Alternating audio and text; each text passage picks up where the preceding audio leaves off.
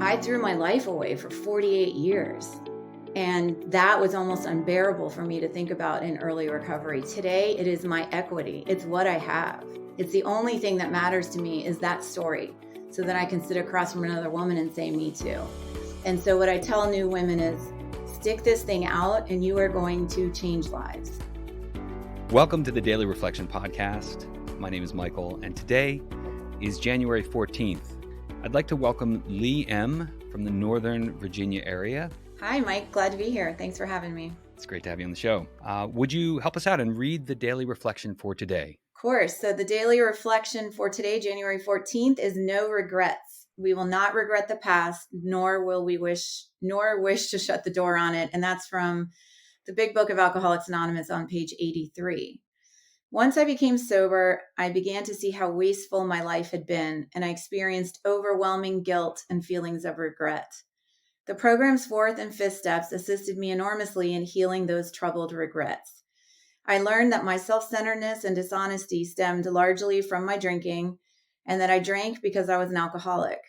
Now I see how even my most distasteful past experiences can turn to gold, because as a sober alcoholic, I can share them to help my fellow alcoholics, particularly newcomers. Sober for several years in AA, I no longer regret the past. I am simply grateful to be conscious of God's love and of the help I can give to others in the fellowship. No regrets. So how does this resonate with you, and why, Lee, did you select this particular daily reflection? Well, actually, I could have picked several of the daily reflections that you offered up. This one is particularly meaningful to me, though, because I regretted everything. I lived in constant shame, constant fear of being found out, constant guilt. And one of the biggest gifts that I've gotten out of sobriety is I literally do not have regrets anymore. I have some, oogie kind of feelings every now and then when I think back on stuff, but no regrets. And that's a promise. Actually, that reading out of the Big Book comes after step 9 in the Big Book. It's part of the 9-step promises. And I read it when I was newly sober, right off the bat. I remember hearing the promises and I thought, yeah, that's never going to be me. And here I am, and I have no regrets. And that's a beautiful thing. It sure is. And how long are you sober now?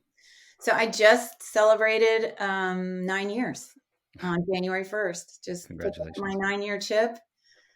It's crazy, really, when I think about it.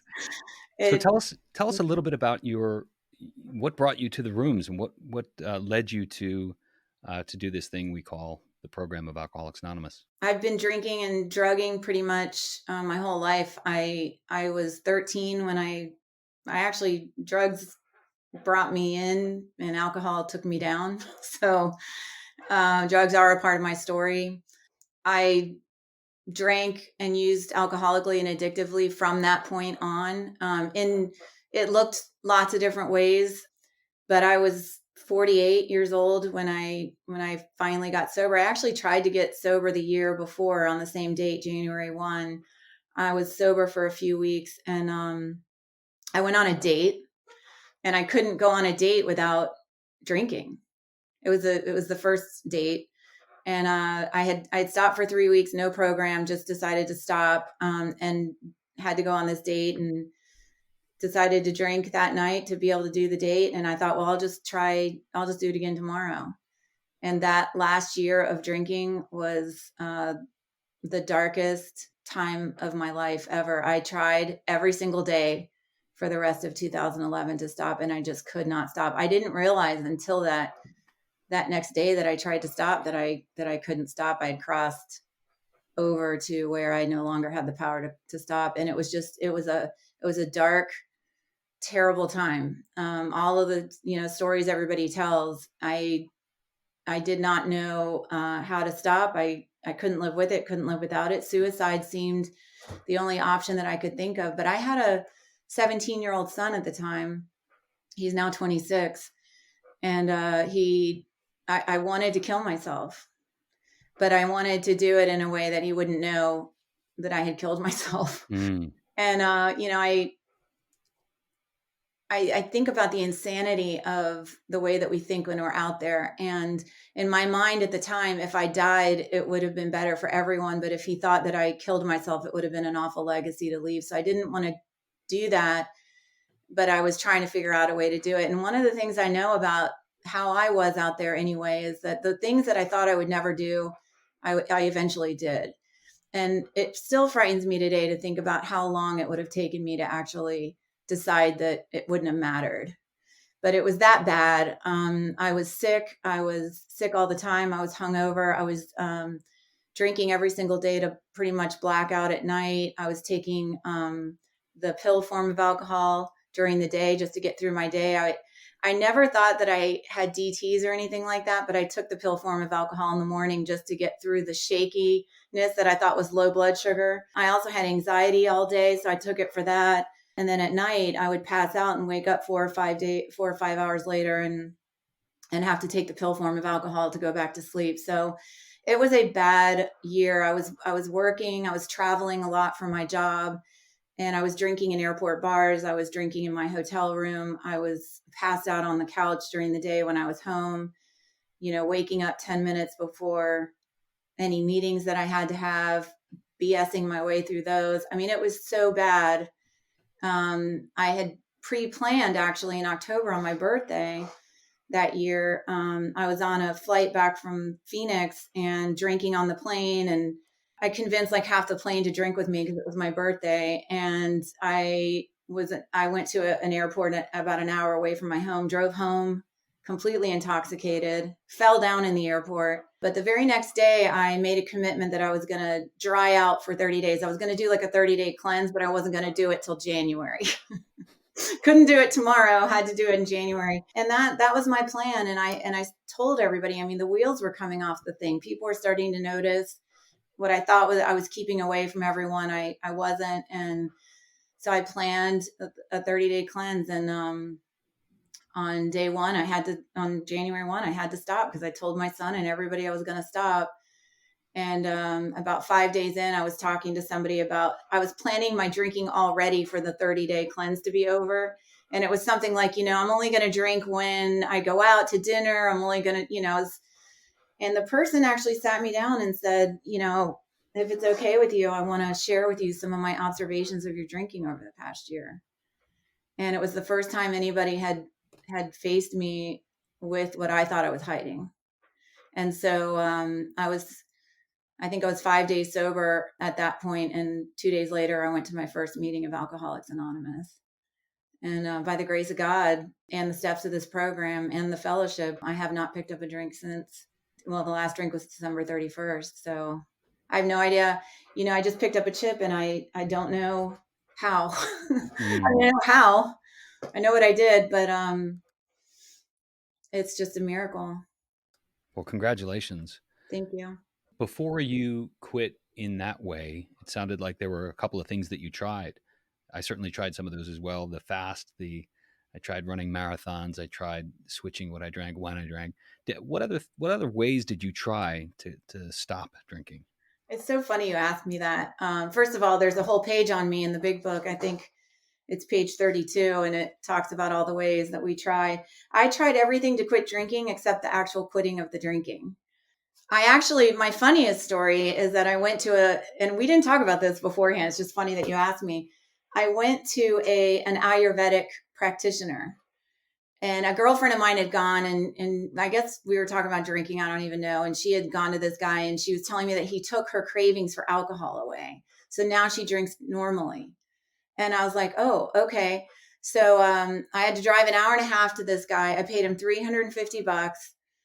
He asked me a bunch of questions, and he gave me a potion. And it was a little potion in a little bottle.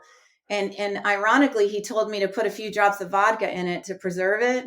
And the idea was I was supposed to do 3 drops of this 3 times a day, and it would take away my cravings. That was one of the ways I tried. That did not work at all. I tried switching, for a while, I thought that the wine, the sulfates in the wine were making me sick. You know what? I literally stopped drinking because of the hangover problem.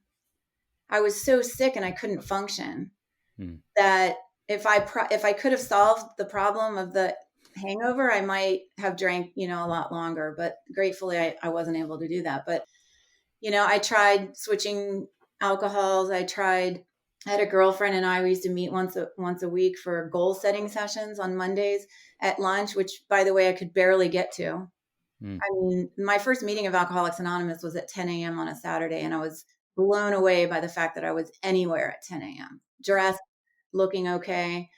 But I would meet my girlfriend on Mondays at noon, and I remember telling her, I don't know what, I have a problem here and I don't know what to do about it, but I'm sick all the time. And and she's like, well, why don't you try, just drinking like on Fridays?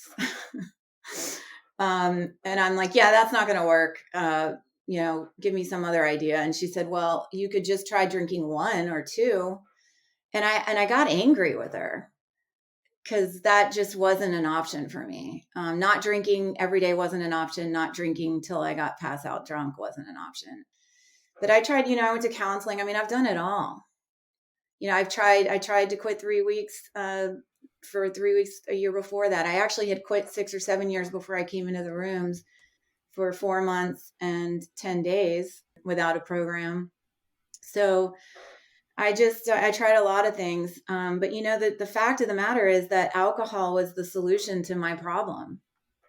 And the minute I took alcohol out of the equation, until I came into AA and started working the steps of the program and found a solution other than alcohol, which is the God of my understanding, and living a spiritual life connected to other people. Before I found that, you wanted me to stop the only solution I had. I mean, my problem was I was uncomfortable in my skin. I didn't feel like I belonged anywhere. I felt like I was leading a double life, and I was leading a triple life, really. And it was hard to be me. It was hard to walk around and be me. And the only thing that made me feel better was drinking or drugging. And I was the life of the party when I drank and drugged. I was a blast. I have the worst singing voice in the world, but I sang karaoke like nobody's business when I drank. I mean, it fixed all the problems that I had. So without a program, there was just no way that I could do it, regardless of what method I tried. Do you think you were born an alcoholic? That's a good question. Well, I was born into unmanageability. Mm. Um, I was born into a family with a lot of ism in it, that's for sure. Mm. And What is that? What does that mean for folks that are listening that may not know what that is? the disease part, the brain, the part that centers in my brain. Mm-hmm. I always call my ism in search of more. The ism for me was just, I just didn't feel good enough. I didn't feel part of, like I belonged. I was just uncomfortable. And Bill Wilson says we're a people of nervous disposition. I was definitely a person of nervous disposition, and I just had general anxiety. And the difference between us and everybody else in the world that has nervous disposition is that alcohol fixes it. So was I always an alcoholic? I have my theories on that, but I'm not a scientist or anything. I think yes. I think I could have gone my whole life without showing outward symptoms of it, like the drinking part. But the minute I put alcohol in my face and it fixed everything, I mean, you know, Mm. there was no way around it. Do you have to avoid alcohol today? Do you have to avoid when friends are drinking or where it's served or when you travel? No, I don't choose to be around it a lot, but I can be around it today. In fact, my family all pretty much drink. My son and my daughter-in-law and everybody drinks. So when I'm with family, they're probably drinking. And no, I'm okay. I mean, I've worked the steps. I continue to work the steps on a daily basis, and I check in with people. And if I feel uncomfortable, I leave. But no, I don't need to avoid it anymore. But I did Mm. avoid it for quite a while. So, what does your program look like today? It sounds like you have a really full life, and that's wonderful. What is what does the program look like for you today? I go to a lot of meetings. I don't. I guess I go to about 3 to 5 meetings a week. Some weeks I go to 8. some weeks I go to 2. But I'm very plugged into AA. I sponsor women in the program. I have about 5 sponsees right now, and they're all working the steps. I'm actually in a couple different programs. So I'm in AA and I'm also in Al-Anon. I did time in Codependence Anonymous, and I sponsor women in both AA and Al-Anon. I go to meetings. I do service. I was very active in local service, and I actually chaired the Virginia State Convention one year, which was a lot of fun. I like being around people that do service. I haven't done as much this year. Right now, the bulk of my service looks like sponsorship, but I'm very I'm not anonymous. I shared with you earlier. I'm pretty out there in the world. I feel very compelled to end the stigma and share about recovery. So I'm active that way. I post things and share. I don't talk about AA, of course, but I do talk about. I let people know I'm in long time recovery and that I don't drink or take drugs. So yeah, I'm active. AA is not my entire life.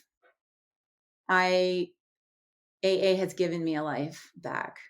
And so I do live my life. I have friends outside of the program. I do things outside of the program, but I stay very, very plugged in the center of the boat because that's where I'm safest. Someone listening to this might be really new and might not know much about the program, and maybe they're just dipping their toe in the water. What advice do you give to the newcomer?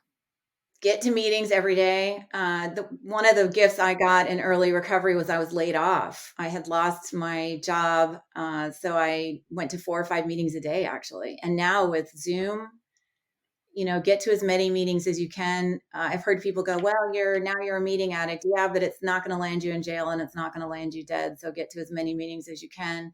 Definitely get a sponsor.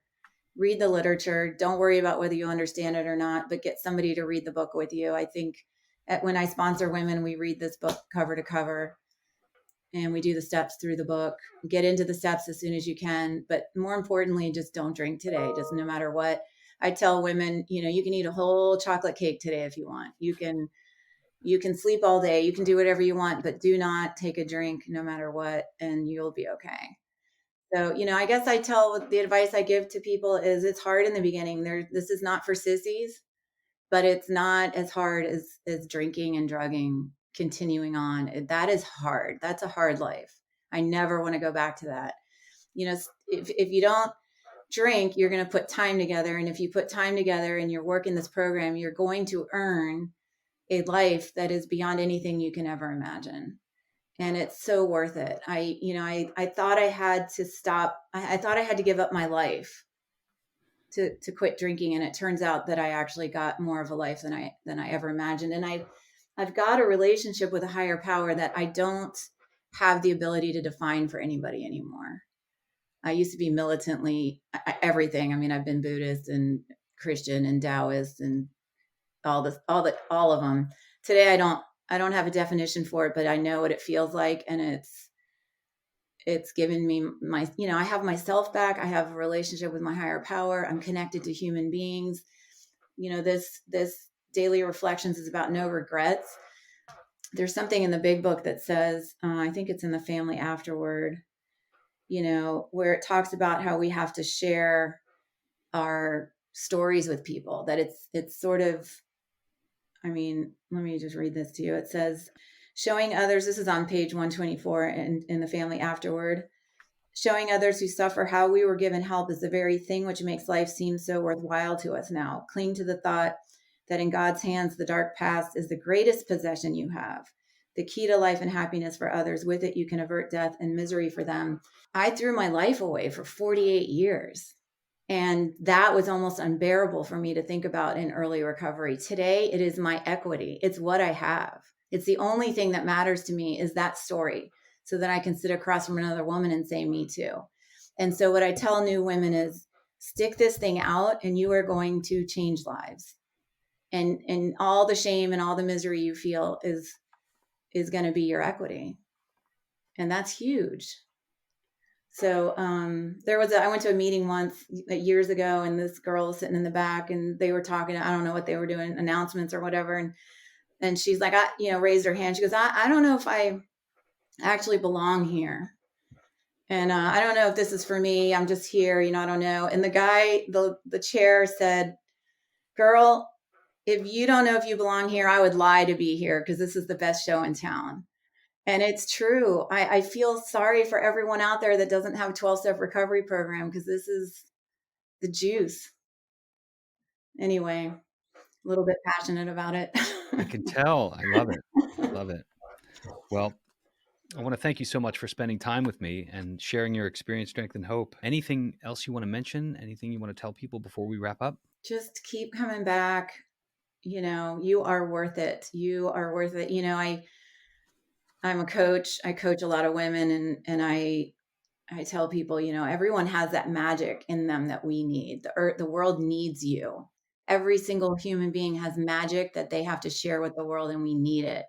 And the only way that we're going to get it is if you stay alive and do this thing. I don't know what I'm missing. I can't wait to run across all the people that are going to share this cool something with me that I need to have. So just stick it out. You're worth it. Lee, thank you so much. Thank you.